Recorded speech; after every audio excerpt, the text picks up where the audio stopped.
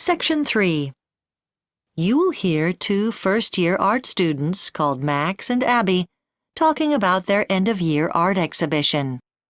First, you have some time to look at questions 21 to 26 on page 5.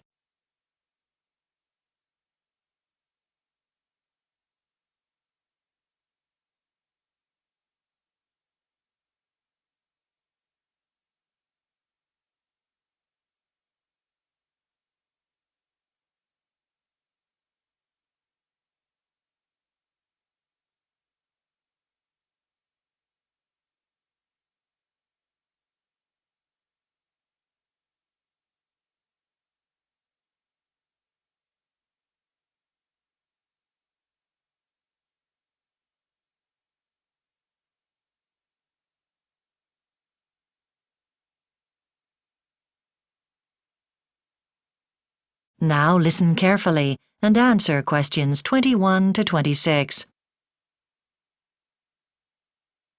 So, Abby, we have to prepare our individual displays for the end-of-year exhibition to showcase all the work we've done for the first year of our art degree.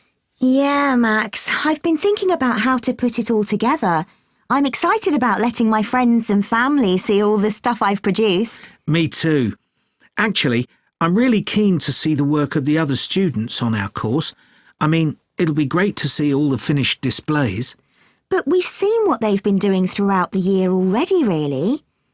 Anyway, what about getting feedback on our exhibition from our tutor? I wonder what that'll be like. I'm a bit nervous about that part. I hope our stuff ends up looking as good as some of the displays in last year's exhibition. Yeah. Do you remember that display of printed textiles? Fantastic mixtures of silk and wool, all coloured with natural dyes. Yeah, I can't actually remember that. What sticks in my mind are those 10 wooden reproductions one student made, all of different types of transport, little cars and trains and stuff. Yes. It was really delicate work and much harder to do than if he'd tried to construct them out of metal. So our tutor asked us to come up with a name for our display which reflects the work we've done. What have you gone for? Well, most of what I've done has focused on the countryside, so I've been thinking of things connected to that. A lot of my larger pieces are views of farmland.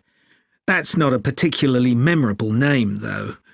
I've gone for Mother Nature in the end, though I did think about the name Seasons, as the fields are shown at different times over the farming year. Oh, OK. Do you think it's going to be challenging putting our displays together? Well, I've pretty much come to a conclusion about which pieces I'll include now.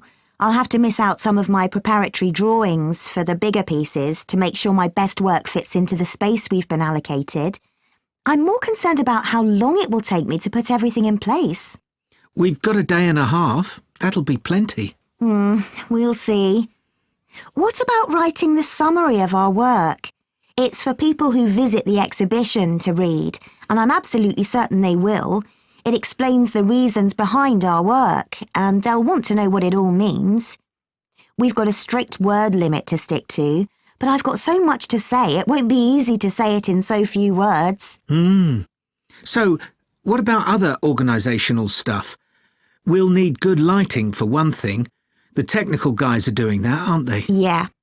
One thing to do is copy a load of comment forms so people can write what they think of the exhibition. Hopefully they'll be kind. I'm sure they will. I don't know about the journalists who've been invited, though. They might not be quite as nice to us. Well, fingers crossed. You never know. Before you hear the rest of the discussion, you have some time to look at questions 27 to 30 on page 6.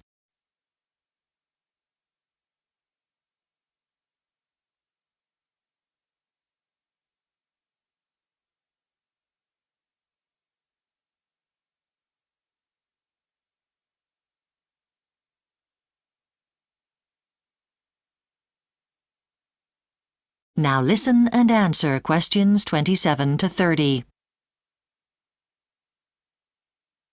So, our tutor suggested visiting a few exhibitions to look at the way work is presented and to give us a few ideas about improving and displaying our own work.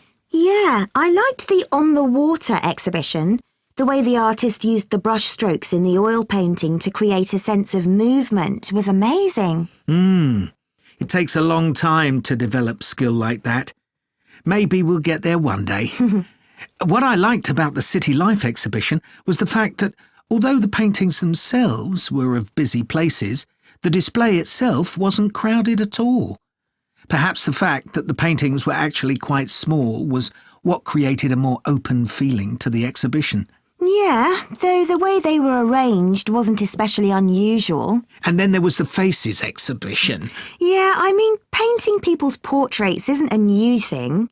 But what I did like was the way the artist managed to reproduce the exact tones of the skin and hair of the people in the pictures. And the last exhibition we went to see was Moods.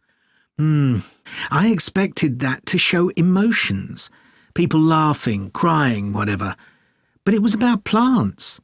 You don't tend to think of trees and flowers having feelings. And I'm not sure they do. But it certainly seemed that way in the pictures. Not the most obvious choice of subject, that's for sure. Anyway, I guess we'd better get on with it. That is the end of Section 3. You now have half a minute to check your answers.